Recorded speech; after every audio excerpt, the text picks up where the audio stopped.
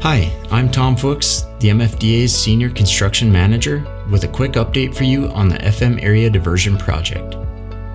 Winter has fully set in here in North Dakota and Minnesota, which means work on some components, such as the I-29 road raise, won't resume until the snow melts.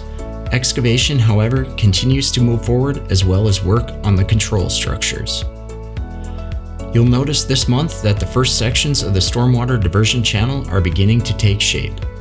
You can now see definable features of work including the low flow channel, the main channel, the levee, and the excavated material berms. More than 2.7 million cubic yards of material have been excavated both north and east of Argusville, North Dakota so far. That's enough to fill the Bismarck Capitol more than 33 times.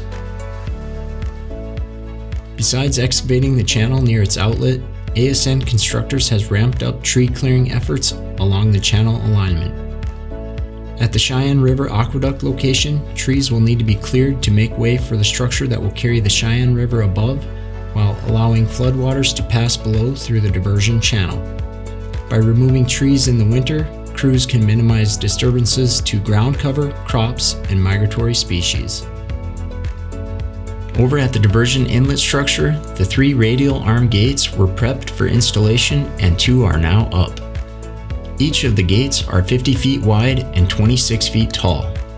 During project operations, the gates will open to allow floodwaters to safely pass around the FM metro area via the 30-mile-long stormwater diversion channel.